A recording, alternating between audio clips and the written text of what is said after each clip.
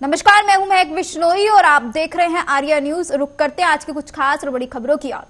आपको बता दें कि सपा के प्रमुख और कन्नौज से उम्मीदवार अखिलेश यादव ने बयान दिया और कहा कि वैक्सीन को लेकर कई सवाल उठ रहे हैं, वैक्सीन पर बहस हो रही है।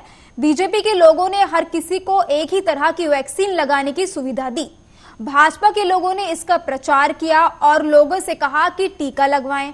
आज यह भी जुमला निकला, जब भारत में टीका विकसित किया गया था तो हम इस पर सवाल नहीं उठा रहे थे, लेकिन जब यह तैयार हो गया तो जिन अधिकारियों को इसे मंजूरी देनी थी उन्होंने वह टीका नहीं लिया।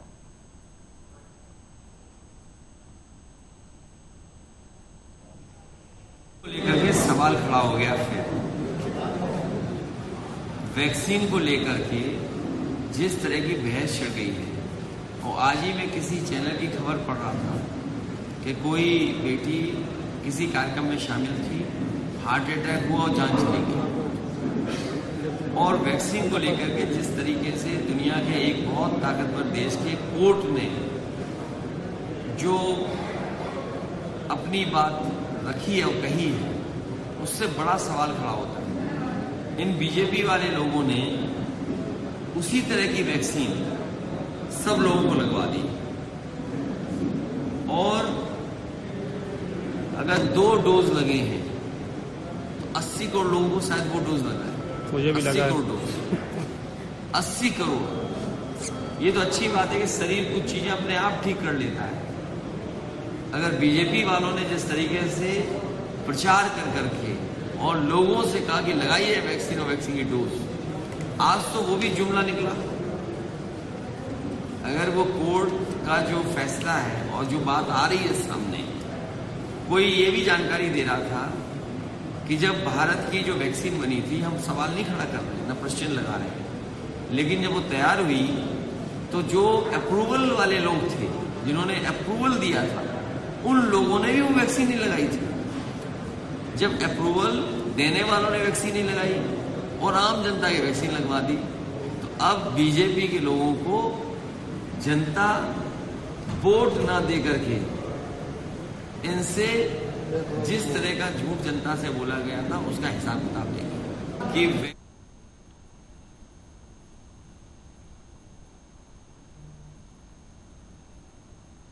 और आपको बता दें, मध्य प्रदेश के मुख्यमंत्री मोहन यादव ने बयान दिया और कहा, आज हमें यहां बहुत प्रेम मिला है।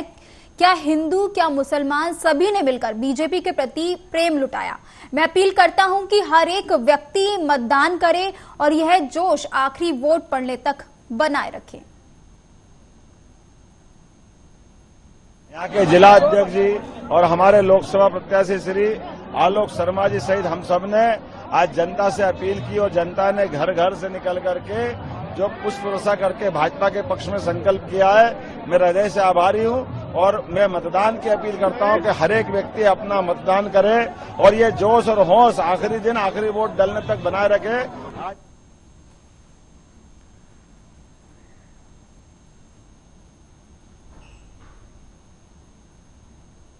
और आपको बता दें, उत्तराखंड के मुख्यमंत्री पुष्कर सिंह धामी ने बोर्ड की हाई स्कूल और इंटरमीडिएट परीक्षा में सर्वोच्च स्थान प्राप्त करने वाले विद्यार्थियों से फोन पर बात की। इस दौरान उन्होंने सर्वाधिक अंक प्राप्त छात्रों को उज्जवल भविष्य की शुभकामनाएं दी। उत्तराखंड विद्यालय शिक्षा परिषद की ओर से आयोजित हाई स्कूल में पिथौरागढ़ जिले की प्रियांशी रावत और इंटरमीडिएट की परीक्षा में अल्मोड़ा के पीयूष खोलिया, हल्द्वानी की कंचन जोशी ने संयुक्त रूप से सर्वाधिक अंक प्राप्त किए। सीएम धामी ने हल्द्वानी की कंचन जोशी को शुभकामनाएं देते हुए कहा कि यह परीक्षा परिणाम आपकी मेहनत का नतीजा है। आप और मेहनत करिए, आप आगे जाना चाहते हैं। परिवार और अपने शिक्षक को मेरी तरफ से बधाई देना। वहीं अल्मोड़ा के पीयूष खोलिया से बात करते हुए उनके उज्जवल भविष्य के लिए शुभकामनाएं दी। हाई स्कूल की परीक्षा में सर्वोच्च स्थान प्राप्त करने वाली प्रियांशी रावत को सीएम धामी ने बधाई देते हुए कहा कि आपने रिकॉर्ड बनाया है, जो आगे भी कायम रहे। पूरे उत्तराखंड के साथ देश विदेश में अपने माता और पिता और गुरुजनों का नाम रोशन करो। ये कांग्रेस के लोग हैं, ये झूठ और लूट की बात करते हैं। कांग्रेस के लोग बहुत अच्छा, बहुत शुभकामनाएं, बहुत नाम किया और बहुत आगे जाना है, बहुत मेहनत करनी है आगे भी।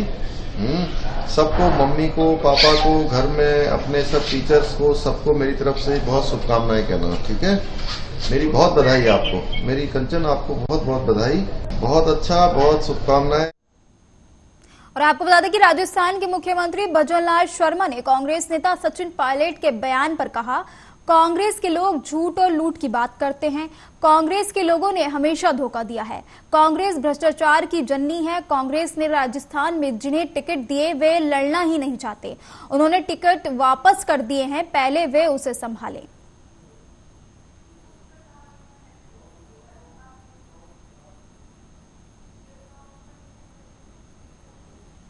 हम तो लड़ना है। देखो, मैं आपको कहना चाहता हूं, ये कांग्रेस के लोग हैं, ये झूठ और लूट की बात करते हैं। कांग्रेस के लोगों ने हमेशा धोखा दिया है और ये कांग्रेस भ्रष्टाचार की जननी है। जिस तरह से मैं कहना चाहता हूं कि कांग्रेस राजस्थान के अंदर देखे, उन्होंने जो टिकट दिए थे वो भी लोगों ने वापस किए।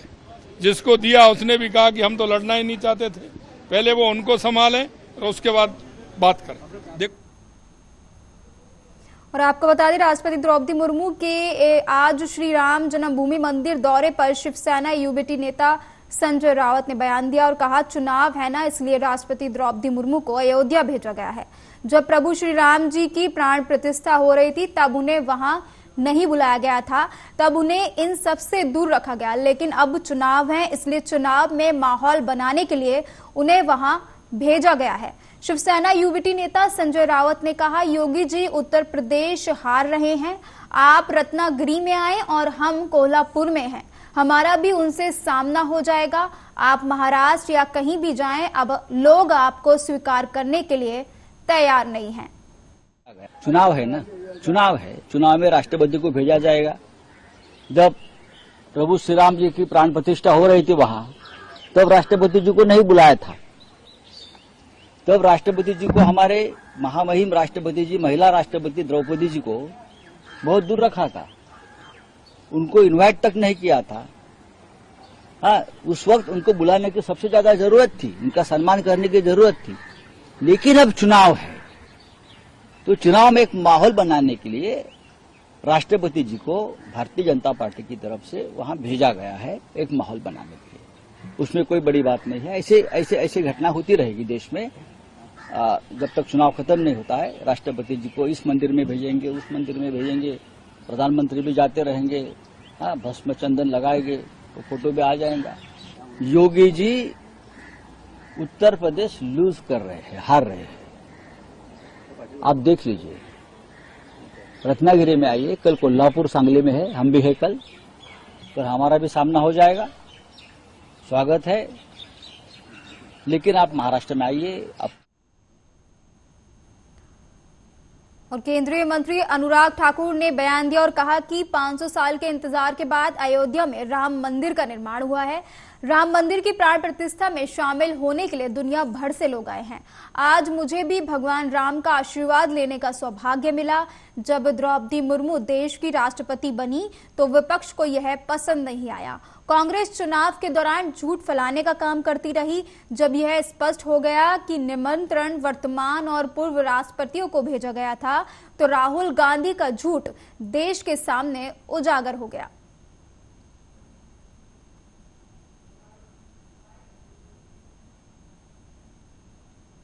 पांच 500 वर्षों के लंबे इंतजार के बाद, 100 साल से ज्यादा कोर्ट मुकदमों के बाद राम जन्मभूमि में रामलला की भव्य राम मंदिर का निर्माण हुआ है। प्राण प्रतिष्ठा समारोह में देश और दुनिया भर के लोग आए और उसके बाद भी लाखों लोगों का आना जाना रहा। आज मेरा भी सौभाग्य है प्रभु राम के चरणों में शीश झुकाकर उनका आशीर्वाद भी मिला है। तो वहीं पर मैं उन लोगों से भी निवेदन करना चाहता हूं जो राजनीति कर रहे हैं और ओछी राजनीति कर रहे हैं। जब से श्रीमती द्रौपदी मुर्मू जी देश की राष्ट्रपति बनी, तब से विपक्ष के लोगों को अच्छा नहीं लगा, क्योंकि पहले मोदी जी ने एक अनुसूचित जाति समुदाय से आने वाले गरीब परिवार से आने वाले रामनाथ कोविंद जी को देश का राष्ट्रपति बनाया। फिर उसके बाद श्रीमती द्रौपदी मुर्मू जी ट्राइबल क्षेत्र से आने वाली अनुसूचित जनजाति वर्ग की महिला, अपने काबिलियत के आधार पे वो भी यहाँ पे पहुंची।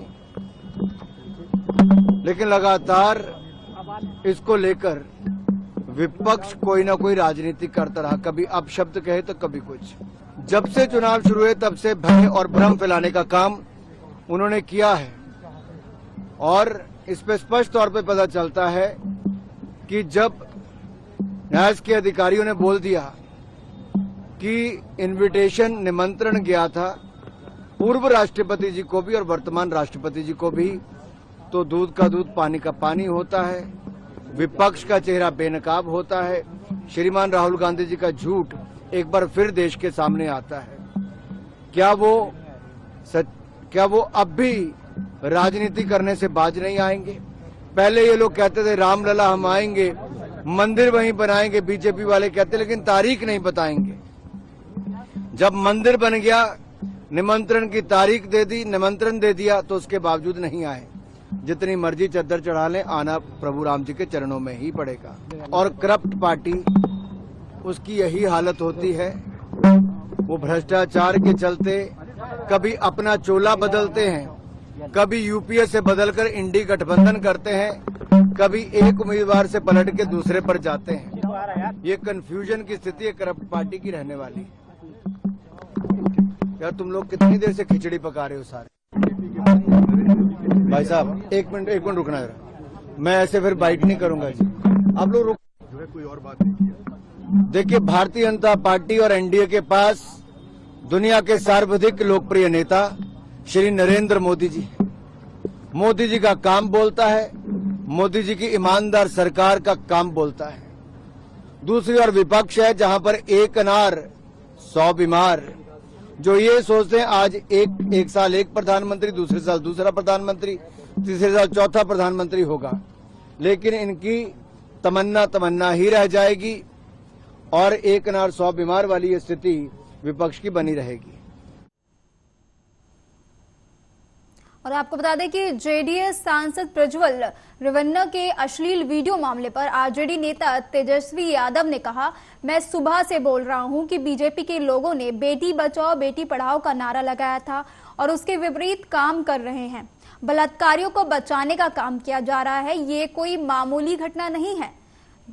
2500 लड़कियों के साथ शोषण हुआ है। बीजेपी के लोग लगातार उसके पक्ष में मतदान कराते रहे हैं, वोट मांगते रहे हैं। अब पता चल रहा है कि वे प्रज्वल रेवन्ना विदेश चले गए हैं। कहीं ना कहीं भूमिका लग रही है कि इन्हें भगाया तो नहीं गया है, वो भी तब भगाया गया है जब 26 अप्रैल का वोट डाल चुके हैं। ये स्पष्ट नजर आ रहा है कि वोट के लिए भाजपा के लोग किसी भी हद तक गिर सकते हैं। हम तो सुबह से बोल रहे हैं कि बीजेपी के लोगों ने जो नारा लगाया था बेटी बचाओ बेटी पढ़ाओ का, ठीक विपरीत जो है उसके काम कर रही है। अब तो बलात्कारियों को बचाने का काम किया जा रहा है। अब ये कोई मामूली घटना नहीं है। 2500 लड़कियों के साथ अगर शोषण हुआ है और भाजपा के लगातार लोग जो है उसके पक्ष में मतदान करवाते रहे हैं, वोट मांगते रहे हैं, कैंपेन करते रहे हैं और अब पता चल रहा है वो विदेश चले गए हैं, तो कहीं ना कहीं भूमिका जो है लोगों की लग रही है कि भाई कहीं भगाया तो नहीं गया है। और वो भी तब भगाया गया जब 26 की वोट पड़ चुकी है, उसके बाद भागा। तो ये तो स्पष्ट नजर आ रहा है कि वोट के लिए भाजपा के लोग किसी भी हद तक गिर सकते हैं। हम तो और दिल्ली के 1 दर्जन से अधिक स्कूल में बम रखे होने के संबंध में ईमेल मिला है।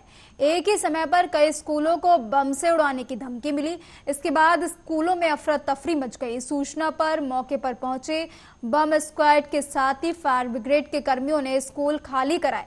दिल्ली के साथ ही एनसीआर के नोएडा में भी स्कूल में बम रखा होने से संबंधित ईमेल आया। बुधवार सुबह 7 बजे एक साथ दिल्ली के कई नामचीन स्कूलों को बम से उड़ाने की धमकी का ईमेल प्राप्त हुआ। स्कूल प्रशासन ने तुरंत इसकी सूचना दिल्ली पुलिस को दी। एक साथ कई स्कूलों में बम की सूचना पर दिल्ली पुलिस भी हरकत में आ गई।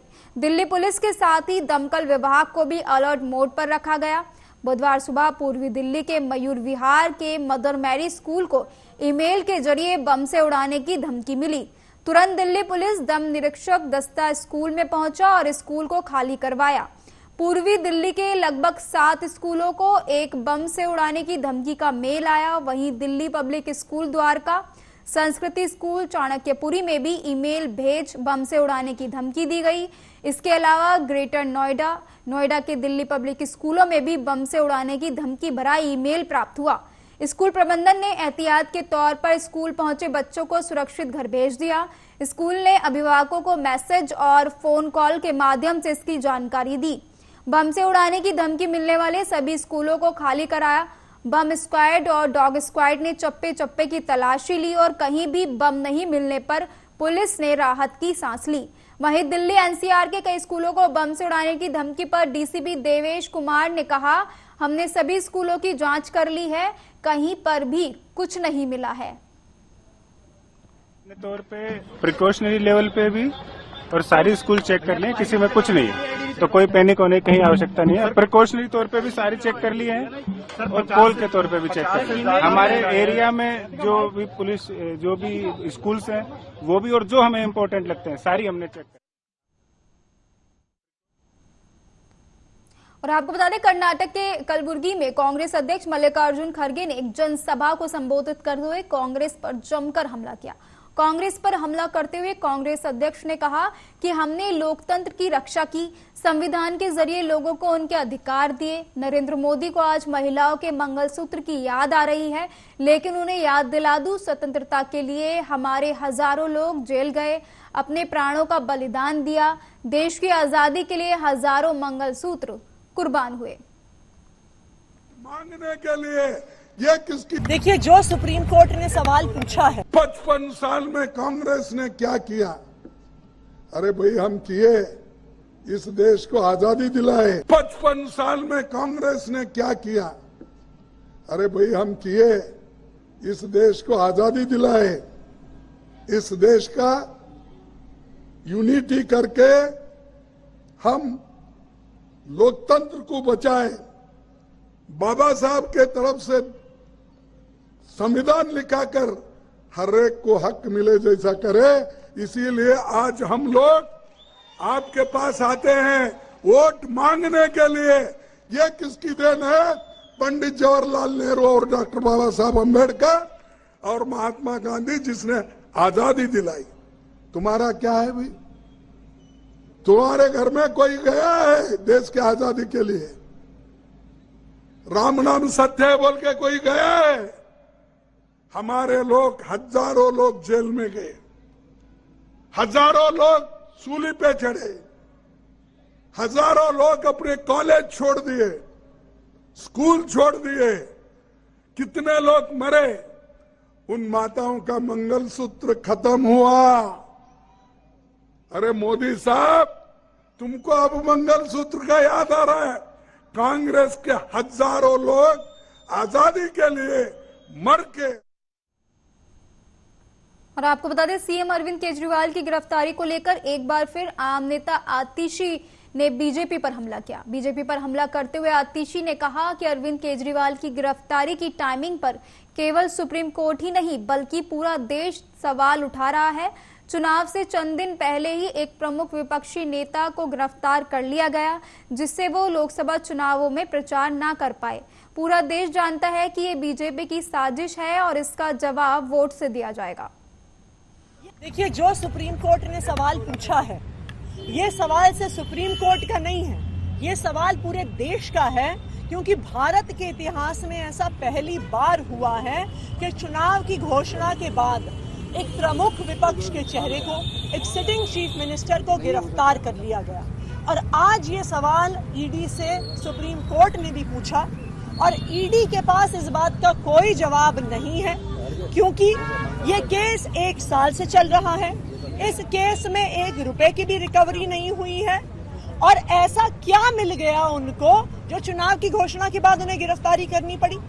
पूरा देश ये जानता है कि ये भारतीय जनता पार्टी की साजिश है, अरविंद केजरीवाल को प्रचार से रोकने के लिए साजिश है, और हम उम्मीद करते हैं कि सुप्रीम कोर्ट सामने आके जरूर न्याय करे। आज तीनों इलेक्शन कमिश्नर साहब सामने बैठे थे, हमने बहुत पॉइंटेड बात उनसे पूछी। हमने कहा कि सर, पूरी दिल्ली में करीब 1 महीने से भारतीय जनता पार्टी द्वारा ऑब्जेक्शनेबल भद्दे होर्डिंग लगाए गए हैं और विपक्षी नेताओं को चित्र द्वारा गलत तरीके से दिखाया गया है। हमने आपको ये कंप्लेंट करीब 1 महीने पहले की, आपने इस पे क्या कार्रवाई की? तो वो बोले क्या कार्रवाई की ये हम बताने के लिए बाध्य नहीं है। मैं कमाल है इस बात का कि एक संस्था जिसका काम ये है कि देश में देखें कि फ्री एंड फेयर इलेक्शन हो, जो वॉचडॉग है, वो कह रहा है कि हम बाध्य नहीं है बताने के लिए। तो मैंने कहा कि साहब, आप उस पर कब तक एक्शन लेंगे? क्योंकि चुनाव को 1 महीना तो गुजर गया, 1 महीना और गुजर जाएगा तो चुनाव खत्म हो जाएगा, तो कब लेंगे? तो वो बोले ये भी बताने के लिए हम बाध्य नहीं है कि हम इस पे कब एक्शन लेंगे। तो मैंने पूछा, भैया ये तो बता दो, चुनाव से पहले एक्शन ले लोगे या चुनाव के बाद लोगे? और आपको बता दें, लोकसभा चुनाव 2024 के लिए 2 चरण का मतदान हो चुका है और तीसरे चरण के लिए 7 मई को वोटिंग होनी है।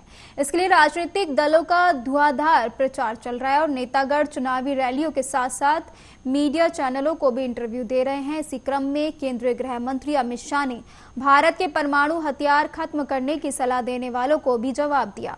उन्होंने कहा, कम्युनिस्ट पार्टी के मैनिफेस्टो का कोई मतलब नहीं है, लेकिन दुख इस बात का है कि कांग्रेस पार्टी ने भी इस बात पर आपत्ति नहीं की। देश की सुरक्षा के साथ इस तरह की लूज बातें करके खिलवाड़ नहीं किया जा सकता। अकेले हमारे परमाणु शस्त्रों से मुक्त होने से क्या विश्व में शांति हो जाएगी? मैं पूछना चाहता हूं, कम्युनिस्ट पार्टी से क्यों ये सलाह रूस, चीन और पाकिस्तान को नहीं देते?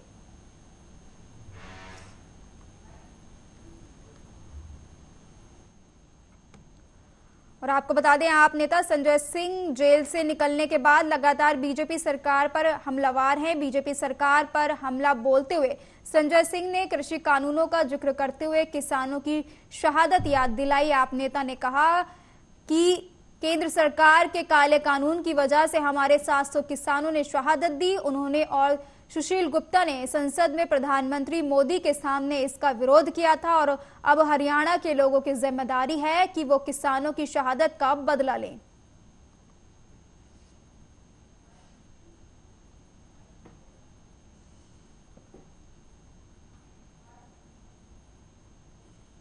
और आपको बता दें कि भाजपा सांसद सुभाष बराल ने बयान दिया और कहा कि रोहतक का मतदाता इस बात को समझ चुका है कि कांग्रेस और विशेष तौर पर हुड्डा परिवार इस क्षेत्र के लोगों को इमोशनल ब्लैकमेल करते थे।